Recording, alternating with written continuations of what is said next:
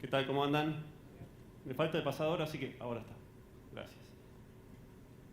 ¿De qué hablamos cuando hablamos de innovación? Este señor, Joseph Schumpeter, en el año 1912, desarrolló la teoría del desenvolvimiento económico. Schumpeter era un economista que nació en Moravia, un país de la vieja Checoslovaquia que quedó del lado de la República Checa después de la división. Estudió en Austria y después desarrolló gran parte de su carrera académica en Estados Unidos, inclusive sus últimos 15 años en la Universidad de Harvard. Yo les quería hablar de lo que hizo Joseph Schumpeter y su contribución a la innovación.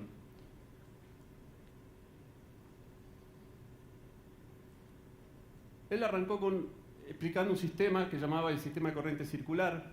La corriente circular, a los factores productivos que estudiamos en la universidad, que nos acordamos de siempre, o sea, capital, tierra y trabajo, y agregaba las fuerzas inmateriales, lo que significaban los aspectos socioculturales por un lado y las tecnologías por otro. Pero ahora les voy a pedir que nos centremos nada más que en los factores productivos, ¿sí?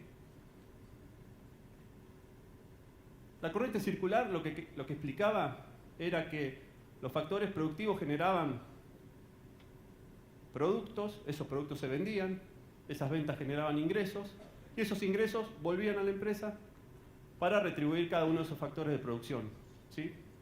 Entonces, este sistema, según Schumpeter, podría transformar un almacén en un supermercado. Pero, nos advertía, nos vamos a tener que armar de muchísima paciencia y de muchísimo tiempo. ¿Por qué?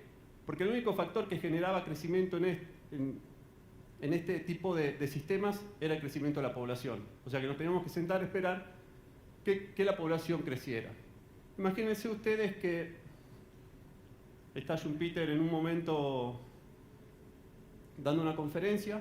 Esto no es posible porque los protagonistas de esta conferencia no son contemporáneos.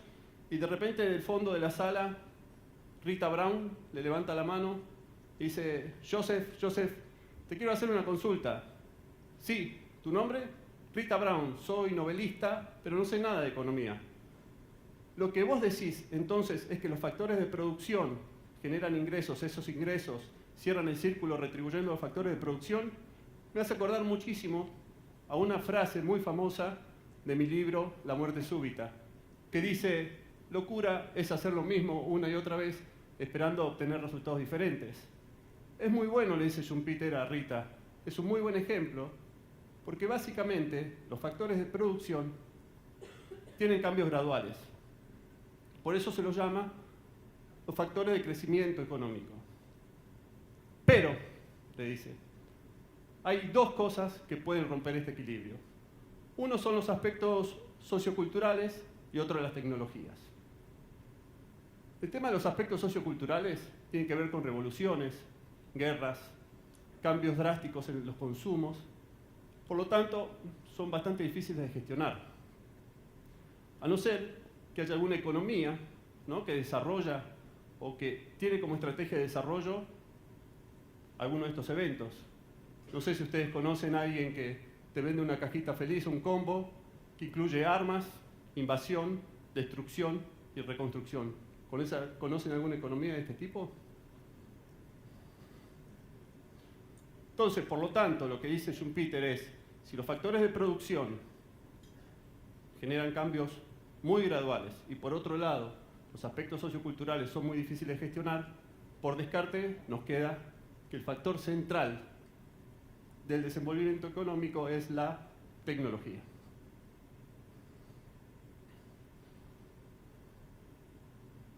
Lo que él plantea como tecnología son nuevas tecnologías que destruyen viejas tecnologías en una destrucción creativa, un concepto casi un oxímoron, ¿no?, en donde esas tecnologías destruyen productos para generar nuevos productos, procesos para generar nuevos procesos, mercados o fuentes de aprovisionamiento para generar nuevos mercados u organizaciones para generar nuevas organizaciones.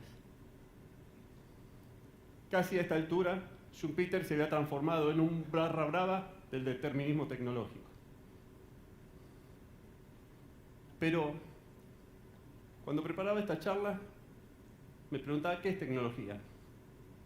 La verdad que si la palabra innovación aparece 679 millones de veces, imagínense las que aparece tecnología.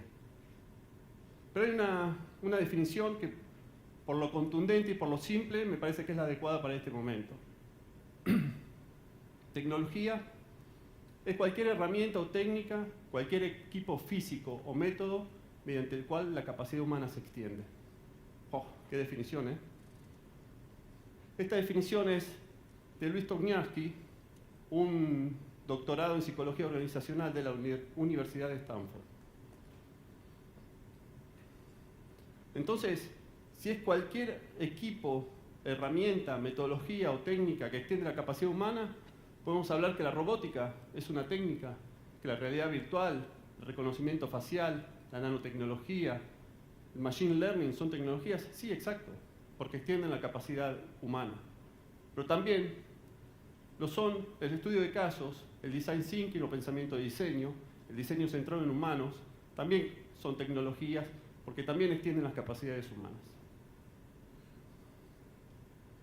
Por lo tanto, podemos describir a las tecnologías como un complejo sistema integrado por personas, habilidades, competencias, organizaciones y lo duro, los fierros, los hard, etc.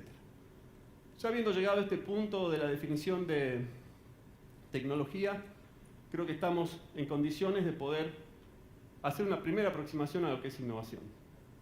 Etimológicamente, o desagregando el concepto innovación, es la acción de introducir algo nuevo. Es la acción de introducir algo nuevo. Las definiciones más estructuradas de innovación son aquellas que definen la innovación como la introducción de un nuevo o significativamente mejorado producto, entendiéndose, bien o servicio, un proceso, método de comercialización o método organizativo. Esta es la definición publicada en el Manual de la OCDE en el año 2005. ¿A quién les hace acordar estas cuatro dimensiones? A Schumpeter. Está construida sobre los conceptos que Schumpeter describió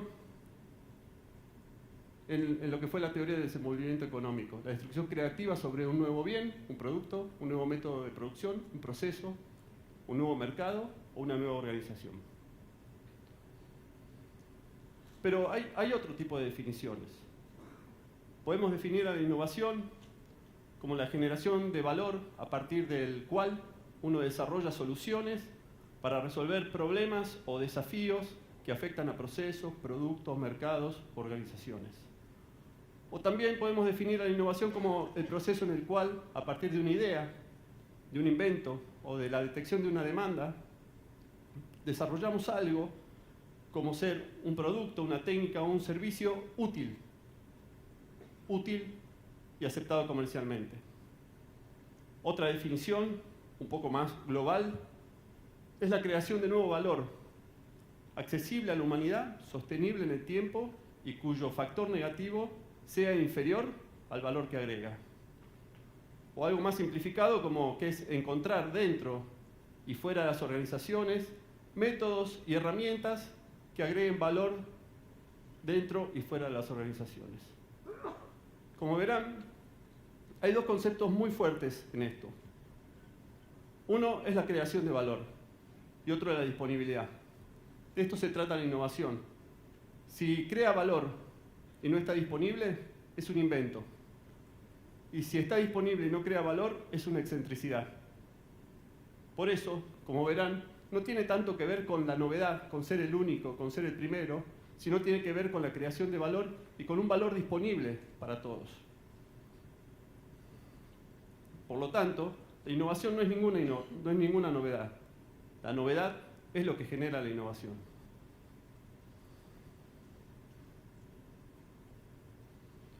Fíjense, si será antiguo el concepto de innovación, que la innovación disruptiva por excelencia fue cuando el hombre dejó de ser nómade. Cuando el hombre se hace sedentario, hace 9.000 millones de años, hace 9.000 años antes de Cristo, no anda. Acá. Fíjense lo que eran las innovaciones desde el año 70.000 hasta el 9.000. Y fíjense lo que genera que el hombre se haga sedentario. Por lo tanto, esa es una de las primeras grandes innovaciones, y la innovación es tan vieja como la humanidad misma.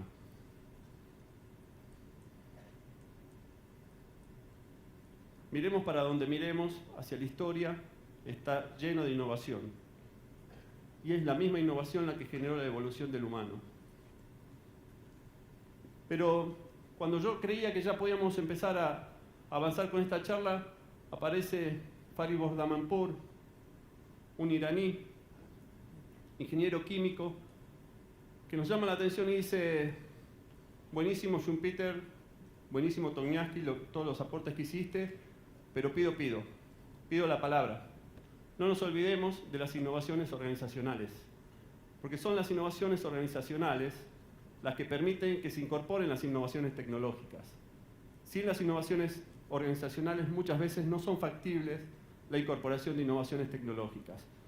Y estas innovaciones organizacionales tienen el foco puesto en dos partes, uno en el técnico y otro en el administrativo. Cuando hablo de administrativo no es proceso administrativo, sino está más vinculado con el tema de gestión, con la administración, ¿sí? Esas innovaciones administrativas tienen que ver con el diseño de la organización, con los modelos de gestión y con las personas. Mientras que la parte técnica está bastante más vinculada a lo que son los procesos, los productos, los servicios y la tecnología. Por lo tanto, estas innovaciones organizacionales deben funcionar como un yin-yang, ya que son las que balancean el sistema técnico y el sistema social de las organizaciones. Haciendo una parada acá, me gustaría que nos quedemos con 5 conceptos. La innovación es muy antigua. Está presente desde el mismo momento que la humanidad está presente sobre la Tierra. Por lo tanto, la innovación no es una novedad. La novedad es lo que genera esa innovación. Los resultados que genera la innovación están más vinculados con el agregado de valor y con la disponibilidad de ese valor, lo que podríamos sintetizar en el concepto de utilidad. Las tecnologías, entendidas como medios hard o soft, amplían esas capacidades humanas y son las que transforman esas ideas en innovaciones. Y no perdamos de vista este equilibrio entre lo organizacional y lo tecnológico y lo organizacional como una forma de maximizar los resultados. ¿De qué hablamos cuando hablamos de innovación?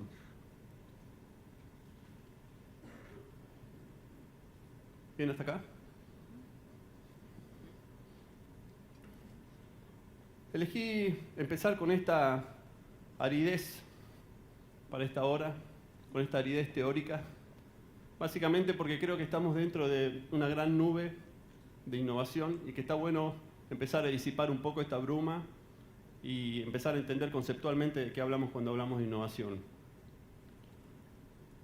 Sin lugar a dudas, es algo que está vigente y todo el mundo habla de innovación.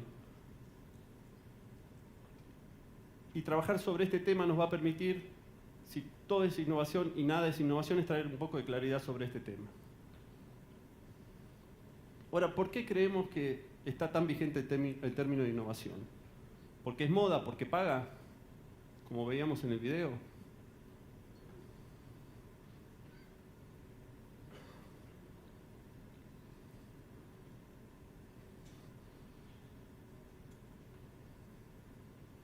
¿O porque la innovación está tratando de dar respuestas a un mundo que es vulnerable, que está lleno de incertidumbres, que está atravesado por el cambio y porque es ambiguo? No me pregunten si es el mundo el que es VICA, que genera empresas y personas VICA con B larga para los salteños, no es de bicarbonato. Ni tampoco si son las personas y las empresas que generan que el mundo sea VICA. Lo que sí podemos decir es que esta es la realidad. Y si no, pensemos en si alguna vez escuchamos alguna de estas frases, ¿no? Esto así no puede seguir, necesito un cambio. La gente se manifiesta vulnerable.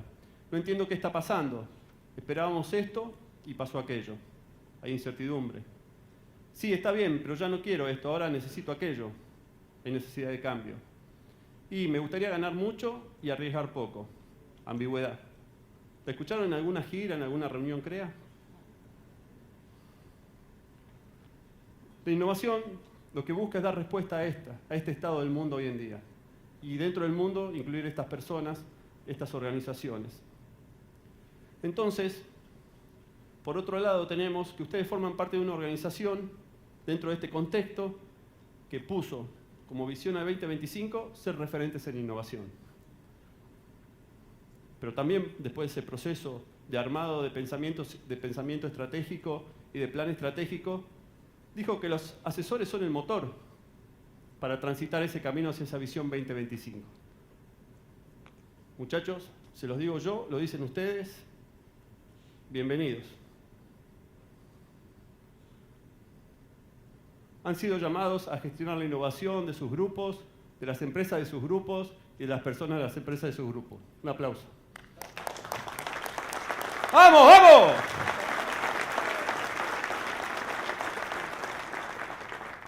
Con ese entusiasmo, ¿por qué no se abrazan? Miren el desafío que tienen, ¡vamos! Es entendible esta reacción. Fíjense si no, Everett Rogers cuando describe las curvas de adopción de la innovación, habla de que solamente un 16% de la población o de los adoptantes de innovación se sienten innovadores y visionarios, o son adoptantes tempranos. Por lo tanto, hay un 84% que no se siente tan cómodo con la innovación. Si esto lo llevamos a una mesa, a estas mesas, con 10 personas, ¿sí? Tenemos 1 o 2 innovadores que están chochos con este desafío, 2 o 3 pragmáticos, otros tantos conservadores y un par de escépticos. Lo que yo voy a tratar de hacer es hablar para el G8, o sea, para los pragmáticos, para los conservadores y para los escépticos, ¿sí? Para esos 8 que no se sienten tan cómodos con este desafío.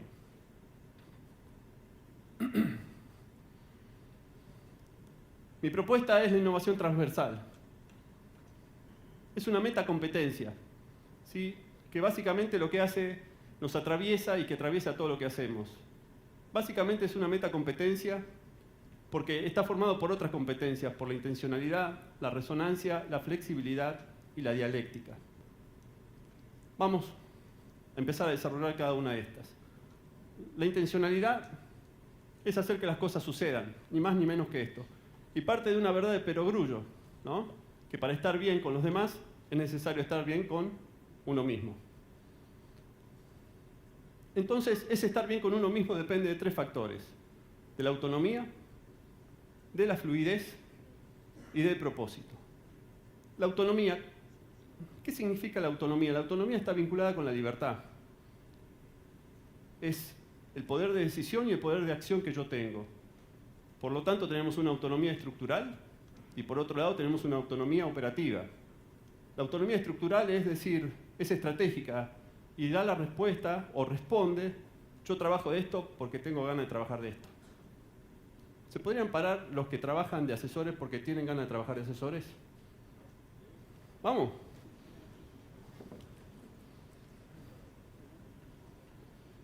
Bien, ¿cómo se nota? Quédense parados, quédense parados. Ahora vamos a ir a la parte operativa.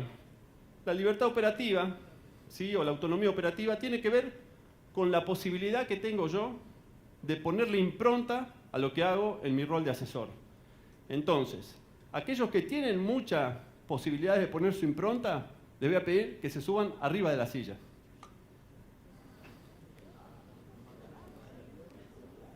Aquellos que no tienen tantas posibilidades de meter su impronta, se quedan parados, y aquellos que no pueden poner nada de su impronta, les voy a pedir que se sienten. Esto es una gran foto de la suricata de Temaiken.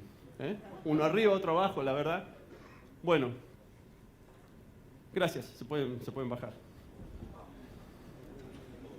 Lo que es importante acá es que cuando yo analizo qué cantidad de grados de libertad estoy dispuesto a negociar, tengo que irme a 2 hipótesis extremas. En una, resistir, aguantar sin cambios, y en la otra, soltar y tomar nuevos caminos. De eso se trata una definición sensata de lo que es la autonomía. Porque para definir de forma sensata la autonomía, tenemos que contemplar las hipótesis más extremas, inclusive aquellas que consideran el desarraigo, soltar, irnos.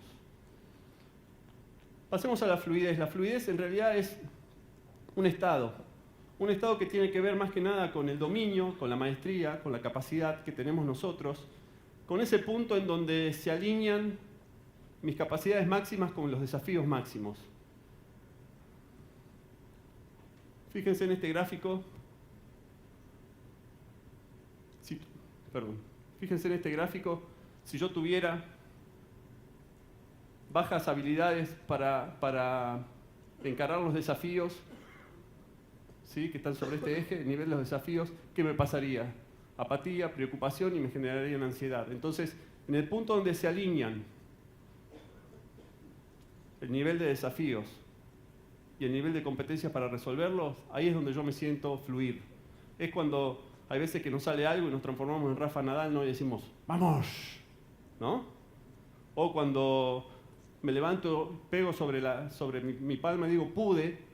O muchas veces cuando estoy volviendo en la camioneta, después de una gira o de una jornada de trabajo, y le voy pegando al volante como diciendo, lo pude resolver.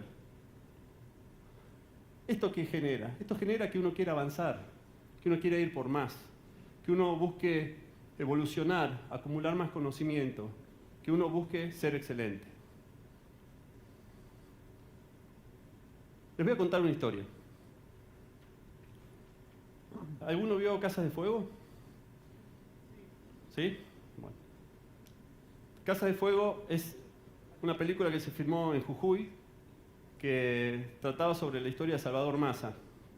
Salvador Massa fue uno de los que descubrió la enfermedad de Chagas-Massa o mal de Chagas, ¿no? Y en esa película él no podía aislar el Trypanosoma crucis. El Trypanosoma crucis era el protozoario, que era la etiología de la enfermedad, por lo tanto, no podía decir que esa enfermedad estaba causada por el Trypanosoma crucis. Toda la academia y la ciencia se le vino encima y en un momento hicieron como me acuerdo, en la película lo retratan como él sentado adelante de un microscopio con unas gradas con todos los científicos y llama a su detractor máximo, ¿no?, aquel que decía que hasta era un chamán de la medicina. Le dice, por favor, doctor, ¿puede venir?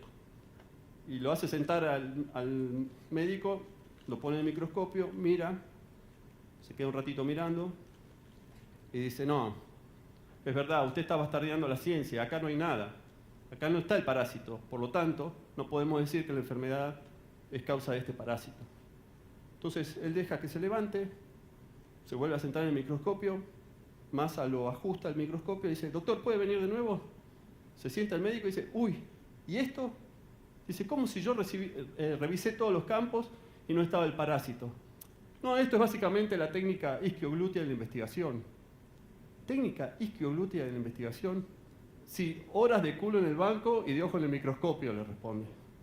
Es de la única forma que nosotros podemos estar en un estado de fluidez cuando lo que necesitamos hacer es tener tiempo de calidad, estudiar, pensar, estudiar, aprender, estudiar, experimentar.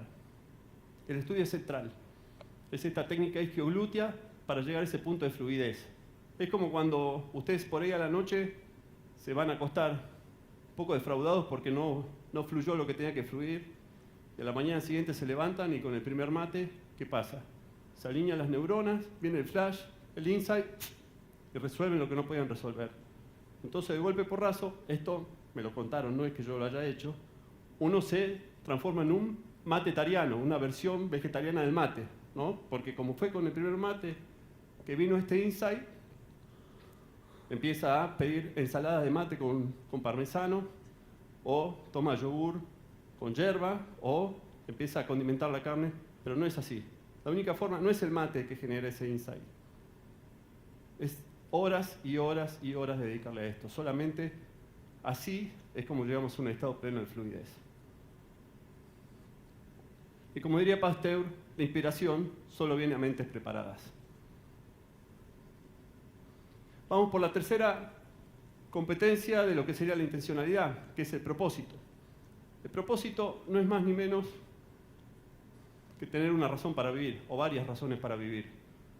Podemos decir razones o creencias. Tenemos que determinar las creencias para luego elegir las conductas. Porque generalmente lo que hacemos, muchas veces ponemos mucha energía en subir por una escalera que está apoyada en la pared equivocada.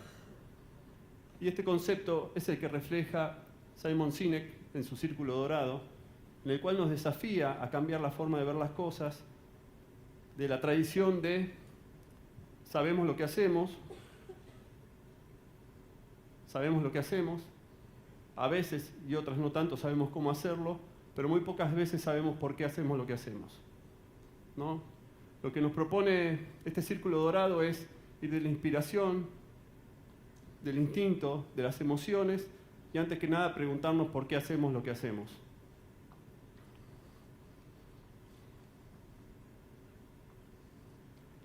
Ya que la realización personal es posible solo como efecto secundario de la trascendencia de uno mismo. Hasta acá llegamos con lo que sería la intencionalidad. La segunda competencia, esta intencionalidad es general para cualquier cosa que ustedes encaren, ¿eh? No necesariamente es para la innovación, porque tiene mucho que ver con uno mismo y con hacer que las cosas sucedan. En cuanto al tema de resonancia, es básicamente imaginar lo que el otro siente para tomar conciencia de sus necesidades. Dentro de las metodologías de diseño para el desarrollo de innovaciones, esta etapa es central. Yo les voy a hablar de brevemente de tres, para que vean qué tan importante es el tema de la resonancia. La primera es el diseño centrado en personas. Esta metodología, tal como dice su título, lo que hace es desarrollar innovaciones y soluciones con el eje central en la persona.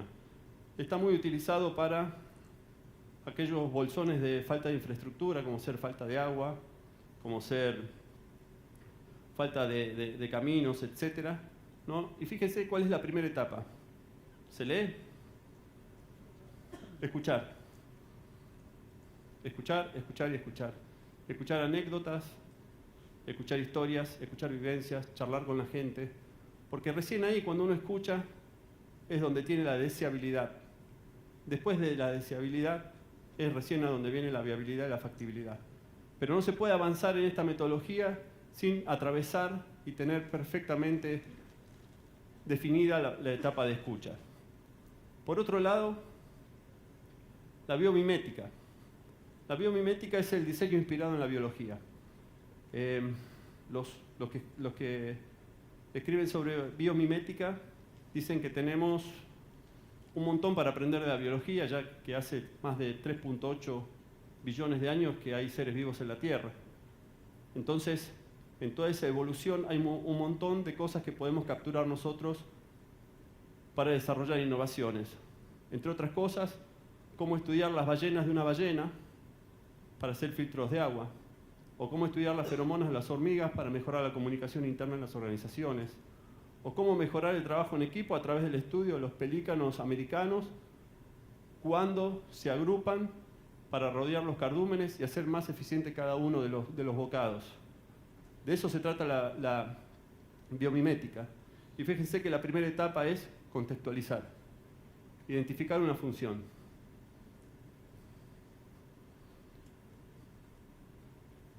Y por último, el pensamiento de diseño o design thinking, que es el más conocido, que sirve para un montón de actividades, está usado en muchísimas industrias. Inclusive hay un libro que se llama Diseña tu vida, con este método, ¿sí? Así que puede servir hasta para diseñar la vida de uno mismo. Y fíjense que la primera etapa de esta metodología es empatizar. Entonces vamos a hacer el primer ejercicio de resonancia. Les voy a pedir que agarren una hoja en blanco. ¿Tienen todos una hoja en blanco?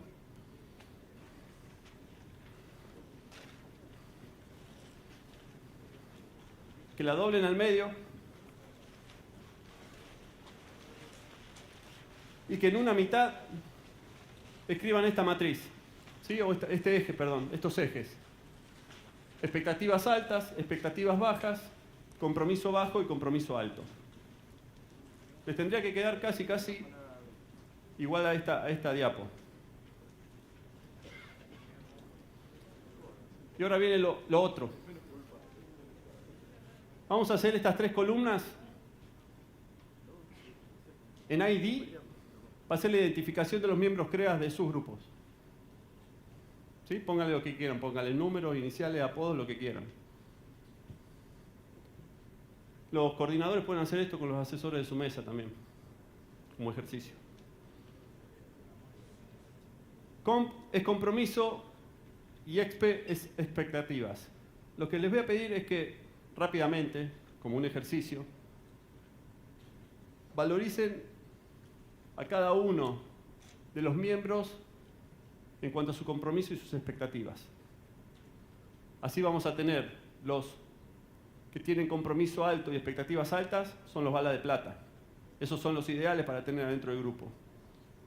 Por otro lado tenemos los de compromiso alto y expectativas bajas, esos son especialistas, porque hacen todo lo que hay que hacer, perfecto, pero no le pidan más. Ellos quieren dedicarle 1,5, a lo sumo 1,6 días por mes, ¿no? Cumplen con la gestión, cumplen con todo lo que tienen que cumplir. Después tenemos aquellos con compromiso bajo y expectativas altas, son los voladores. Los que tiran, y quien hace cualquiera menos ellos, que también son valiosos, porque tienen un montón de ideas. Y después, que seguro de estos no hay ninguno, están los que compromiso bajo, expectativas bajas, que le podemos poner remar en dulce de leche. Así que les voy a pedir que hagan un ejercicio rápido sobre cómo serían sus grupos.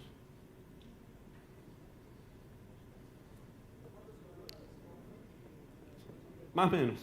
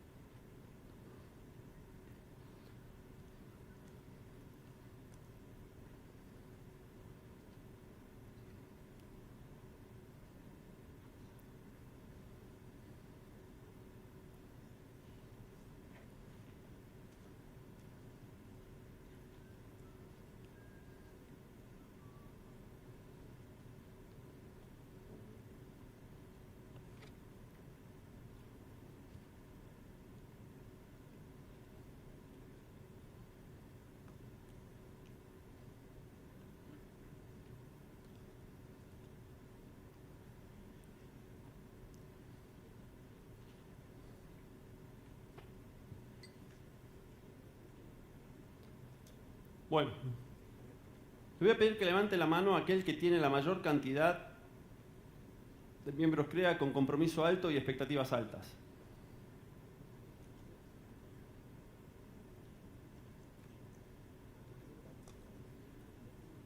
¿Y aquel que tiene compromiso alto y expectativas medias bajas?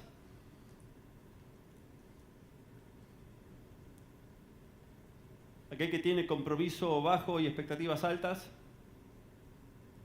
La mayor cantidad en esos, o sea, compromiso bajo y expectativas altas. Linda changa les tocó. Y aquellos que tienen mucha cantidad con compromiso bajo y expectativas bajas, me parece que acá hay... Ahora, cuéntenme quién tiene una distribución más o menos pareja entre estas 4 categorías. Levante la mano. Yo pregunto, ¿no? ¿Cuánto tiempo dedicamos a escuchar, contextualizar, a empatizar? ¿Cómo hacemos para saber por qué un miembro CREA tiene bajas expectativas o por qué tiene bajo compromiso? Más aún, ¿cómo tratamos de venderle nosotros una cajita, ¿no? para tener una buena, para poder aprovechar nuestro tiempo? Tratamos de, a estos 4 tipos distintos, de venderle la misma solución. es importante empezar por el principio. Es importante escuchar, contextualizar, empatizar, medir la deseabilidad de cada uno de sus clientes, ni más ni menos. Porque cuando gestionamos innovación lo hacemos para resolver generalmente desafíos de otras personas.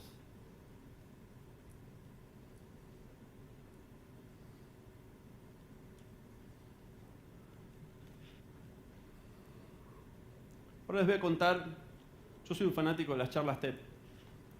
Y una de las charlas TED, acá sé que hay varios que la vieron esta, porque yo se las hice ver. Una de las charlas TED que cada vez que la veo en estos 18 minutos 49 segundos, cada vez que uno la ve le sigue sacando cosas, es la charla de Chimamanda Adichie, que es una escritora nigeriana, que la enseñanza macro que deja de esta charla es que las historias únicas no son falsas, sino que son incompletas. ¿Y por qué decía esto? Básicamente porque ella, cuando era chica, dejó su Nigeria natal, se fue a Estados Unidos y cuando vivía en la universidad, su compañera americana de cuarto, o sea, su compañera de cuarto que era americana, tenía una visión de África desde los americanos. De hecho, fíjense que hablaba de África, que ni siquiera es un país, es un continente, ¿no? Y cuando en su primer contacto, y después de escucharla a Chimamanda, que ya escribía de muy joven, dice, pero yo pensaba que en África, sí, los paisajes eran muy lindos, las reservas de animales salvajes, las más importantes del mundo, pero también hay un montón de pobladores con guerras sin ningún sentido, esperándose morir de pobreza o de sida, que no se pueden comunicar entre ellos por la cantidad de dialectos y que siempre están esperando que algún blanco vaya a salvarlos. Esa era la historia única de la compañera de cuarto de Chimamanda. Imagínense la cara de Chimamanda. ¿Qué quiero decir con esto? Para ser flexibles, nosotros tenemos que adaptarnos a distintas situaciones, entender y valorar posturas diferentes, hasta inclusive puntos de vista opuestos. ¿Por qué? Porque muchas veces trabajamos sobre un desafío, un problema, le metemos tiempo, pasión, llegamos a un nivel de abstracción tal que terminamos construyendo nuestra única historia, ¿no? Entonces nos transformamos en un monstruo serial que quiere imponer la solución, ¿no? Donde la solución que nosotros diseñamos es la única opción que existe. Lo que tenemos que hacer en este caso es, más allá de la resonancia, a través de la flexibilidad, poder completar con la otra parte, en todo lo que es innovación, esta historia completa, para que no sea una historia única. ¿Por qué? Porque ustedes tienen que tener en cuenta que básicamente el rol del asesor llega solo hasta la recomendación, no llega a la implementación. El asesor llega nada más que a la recomendación y es potestad del asesorado implementar o no implementar la recomendación. Y por otro lado, cada vez que nosotros diseñamos una solución y trabajamos con personas, tenemos que entender que las soluciones no son completas. Entender que el rol del asesor llega hasta la recomendación y que las soluciones no son completas, seguramente les va a allanar el camino de frustraciones. Allanar, no allenar. Y por último les voy a hablar de la dialéctica. La dialéctica es una competencia que se entrena. Fundamentalmente los que la entrenan son los ajedrecistas. Y esta anécdota es del año 1999, cuando Garry Kasparov, en ese momento campeón del mundo, la estaba pasando muy mal, pero pésimamente mal, contra el búlgaro Topalov. En un acto de concentración, de arrojo y hasta de toma de riesgo, Kasparov decidió en el movimiento 24 lo que iba a lograr en el movimiento 42 y ganó la partida. La jugada esa se terminó llamando el inmortal Kasparov. Pero no fue suerte. Los ajedrecistas tienen la capacidad de tener profundidad ante situaciones amplias y amplitud ante situaciones profundas. Y de eso se tratan las mentes dialécticas. Cuando seteamos nuestra mente en amplitud para pensamientos profundos y mentes profundas para pensamientos amplios. ¿Cómo hacemos para expandir la profundidad y la amplitud? Nosotros, por nuestra profesión, generalmente estamos acá. Muchísimo. Tratamos de ir al detalle, a lo profundo, a la solución. Las profesiones que están más vinculadas con el diseño, con la comunicación, están acá. Son todos unos voladores. Alguien diría concretito, ¿no? Y haría así con la manito, concretito. De eso se trata la dialéctica. De entrenar nuestra mente para poder pensar en el mismo momento, en la profundidad y la amplitud. Pero para eso tenemos que hacer el ejercicio de evitar dar respuestas que simplifiquen la realidad. Porque cuando nosotros vamos con una solución única a nuestro grupo que tiene 4 tipos de miembros distintos, vamos con una solución única, porque queremos simplificar la realidad. También tenemos que tratar de desafiarnos a no explicar mucho con poco. Eso también es simplificar la realidad. Y por otro lado, tenemos que lograr con total naturaleza pensar al mismo tiempo en la complejidad del problema y en las numerosas posibles soluciones. De eso se trata la dialéctica. ¿Hasta acá? ¿Bien? ¿Hacemos otra suricata o no? Bueno. Le voy a poner foco en estos pocos minutos que me quedan en las diferentes formas y roles que pueden desempeñar ustedes como los nuevos actores que van a gestionar la innovación de sus grupos, de las empresas de sus grupos y las personas de las empresas de sus grupos. El otro día tuve que presentar el anteproyecto de tesis y la verdad que leí sobre la saturación teórica y me trajo un montón de alivio entender que existe una saturación teórica dentro de la investigación. La saturación teórica es ese punto en el cual una nueva contribución que ponemos a la investigación no genera impacto. Imagínense una tesis doctoral sobre innovación, hay para escribir un montón. Y en un proyecto que dura 5 años, si no aparecía esta saturación teórica, probablemente haya terminado frustrado.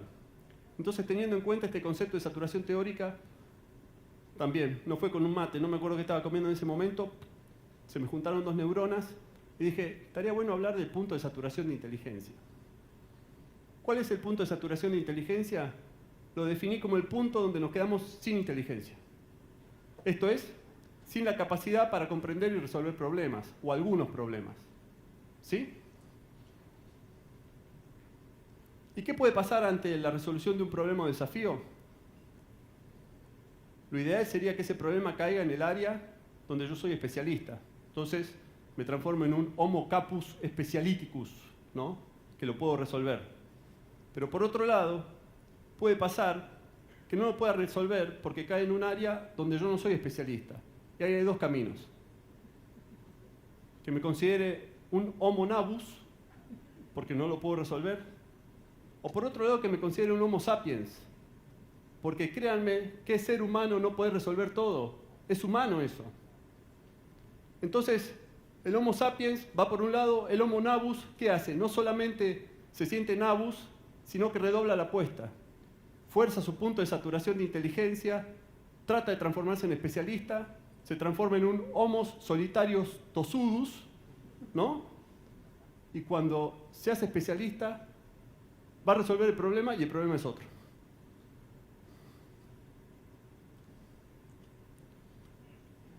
Lo que tenemos que hacer, sí, es ampliar la inteligencia. Lo que pasa es que les traigo una mala noticia. Solo el 25% de la población tiene inteligencia superior a la media. Entonces es muy difícil que alguno de ustedes diga, yo soy 788 acá. Para eso lo que tenemos que hacer es transformarnos en Homo practicus. ¿El Homo practicus qué hace? La primera pregunta que se hace es, ¿quién pasó por una situación similar? ¿Quién pudo resolver un problema o el mismo problema que tengo? ¿A dónde puedo ir a buscar a alguien que haya pasado por esta experiencia? Créanme que eso tiene muchas ventajas. La primera es en cuanto a eficiencia de tiempo. La segunda, en cuanto a calidad de respuesta. Y fundamentalmente, tiene que ver con la ética profesional. No podemos contestar todo de todo.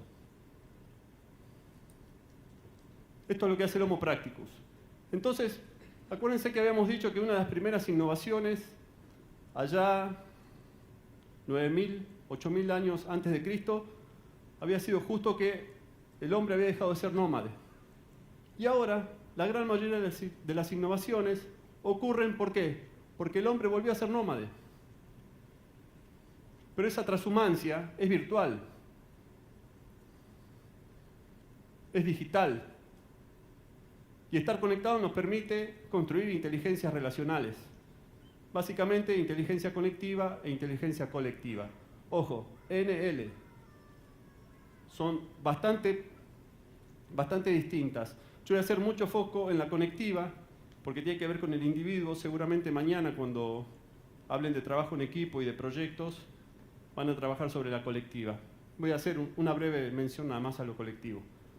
Pero la inteligencia conectiva es esa inteligencia que ensancha el conjunto de cerebros, ¿sí? Aporta ideas que se comparten y genera que nosotros amplifiquemos nuestra inteligencia individual. ¿Me siguen? Pero ojo, las personas no piensan juntas para llegar a una conclusión común. Cada persona piensa por sí misma.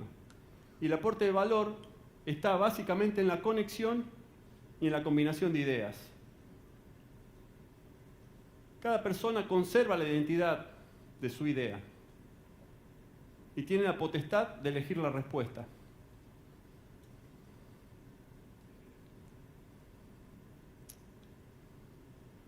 Por lo tanto, la inteligencia conectiva no es sabiduría en masa, sino es la sabiduría de alguien de esa masa.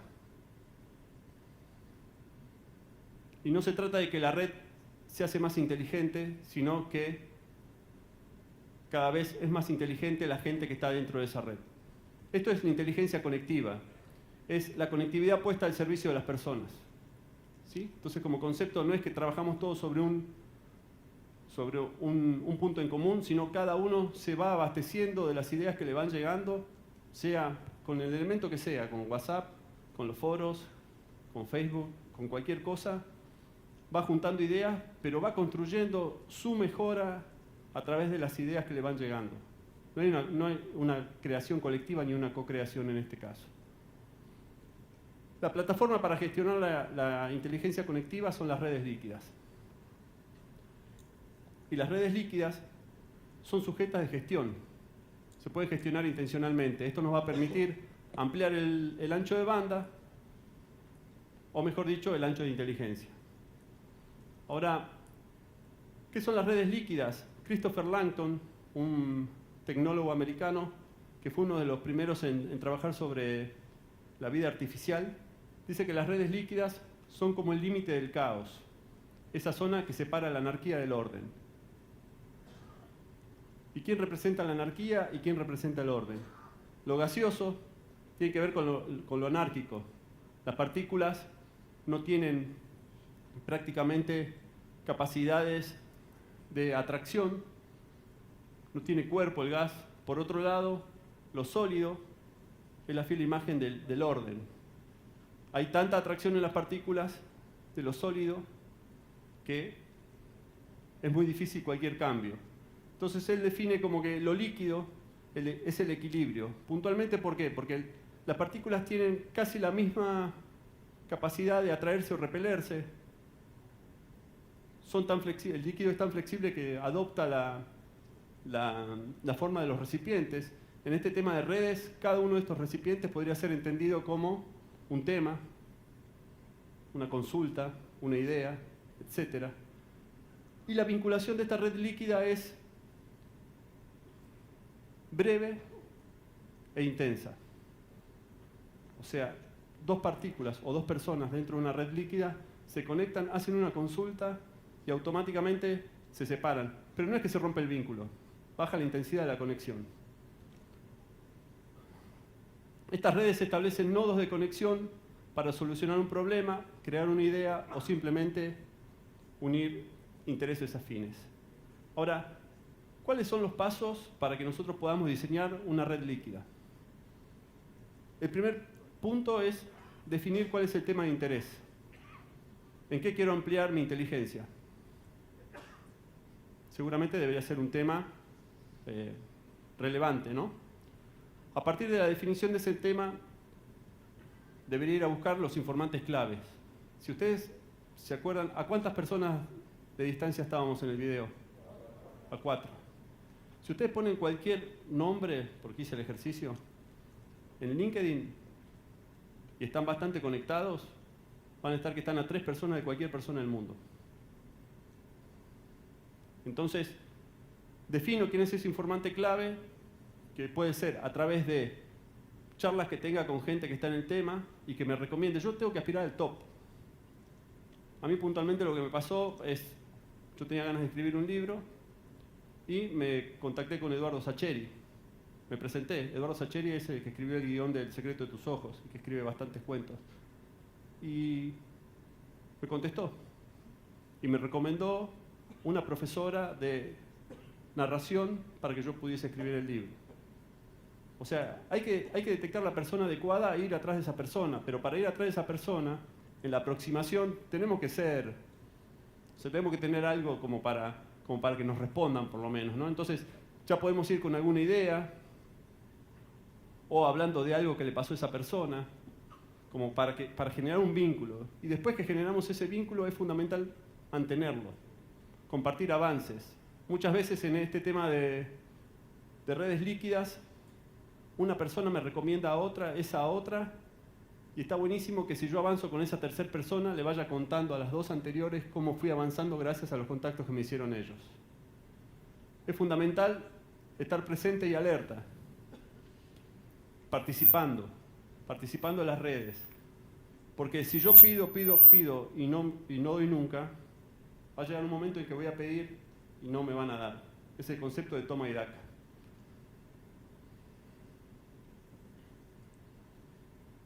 ¿Y cuáles son las formas de generar redes líquidas?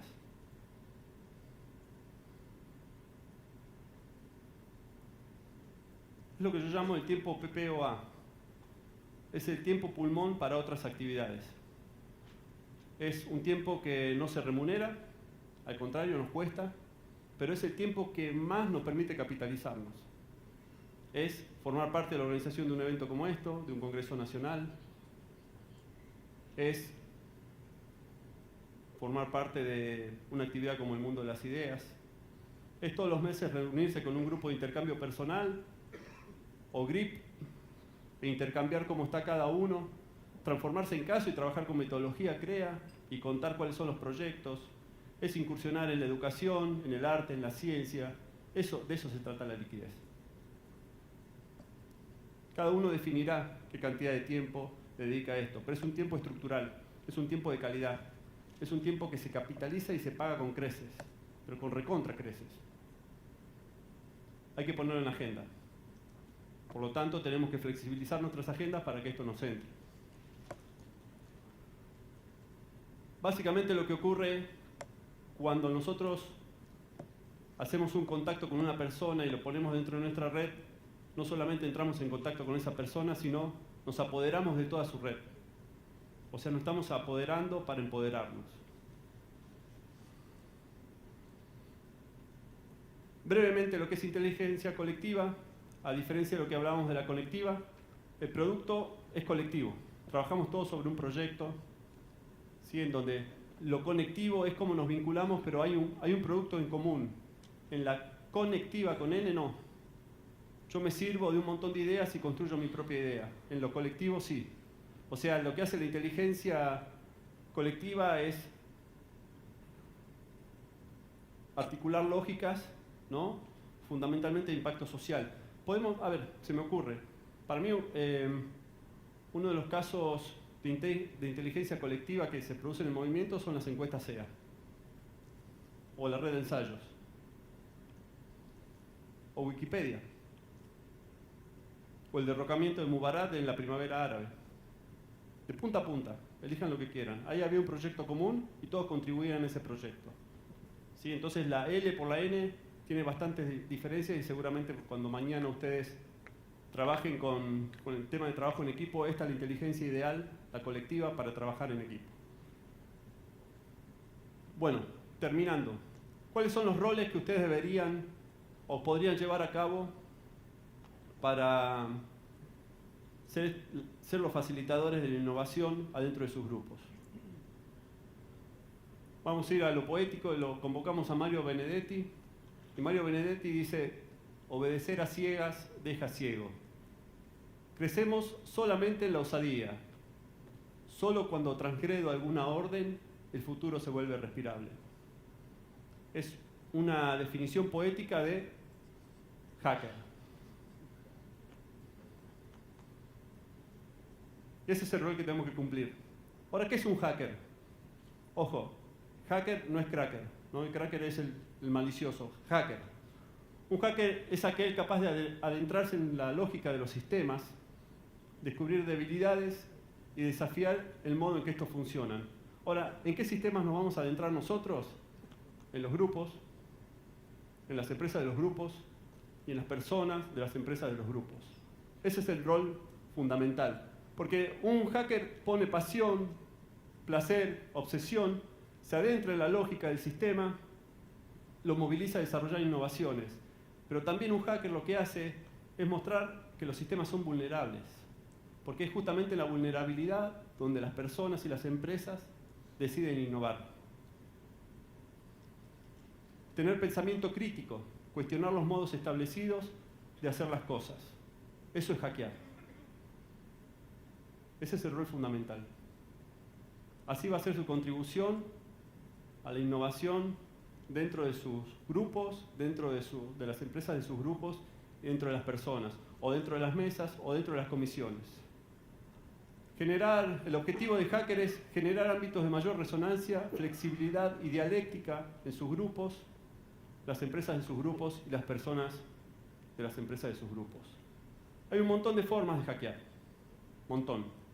Nos podemos disfrazar de antropólogos e ir al comportamiento humano, a ver cómo se está comportando el miembro CREA, la empresa, el grupo, ir a las emociones. También puedo transformarme en un experimentador y a través de ensayos controlados probar, hacer prueba y error para desafiar el sistema. Uno de los que más me gusta a mí es el polinizador, que eso ustedes son especialistas. El polinizador es aquel que va detectando cosas en distintos lados y las va llevando a otros lugares como posibles soluciones, ¿no? ¿En qué consiste la gira? En decir, ayer estuve girando en lo de Rodolfo y vi esto que está buenísimo, te vendría al pelo. Eso es un típico polinizador. Un saltador de obstáculos que se mete dentro del sistema para solucionar problemas. Un colaborador que tiene más que ver con el rol de coordinador, en velar por el buen funcionamiento. Un director que junta los mejores recursos o trata de dotar a esos sistemas con los mejores recursos. El arquitecto de experiencias que diseña espacios, dinámicas y técnicas como para adentrarse en el sistema y hackearlo. El diseñador de decorados o escenógrafo que genera lugares distintos en donde tener esas reuniones. El cuidador que vela por la salud del grupo, o el narrador que lo que hace es traspolar historias, traspolar anécdotas para generar identidad dentro del grupo. Entonces, pasamos por todo esto. Estuvimos dentro de un primer momento de conceptualización, después le agradecemos a Schumpeter, a Tomnaschky y a Davenport. Después, por otro lado, pasamos a las competencias, a lo que sería la intencionalidad, la resonancia, la flexibilidad, la dialéctica. Y por último, cuál eran el rol y las formas de hackear y de conectarnos en forma inteligente y de ampliar nuestra inteligencia. Pero el mensaje básicamente que quiero que se lleven es que la innovación es una actitud. Y es una actitud que depende esencialmente de la intencionalidad. Ahora, ¿qué es ser intencional? Es mirar por una ventana y definir a dónde quiero llegar. También es aprender a mirarme al espejo, ¿sí?, para saber qué me falta para transitar ese camino. Es fundamental no perder la adrenalina, la pasión, las cosquillas en la panza, esto que nos mantiene, ¿no?, que nos moviliza, Pero también es importante vacunarse contra los desarraigos. Cuando hay que soltar, hay que soltar. Y fundamentalmente es estar preparado para aprovechar las oportunidades. Créanme que con esto y un poquito de suerte les va a alcanzar. Gracias.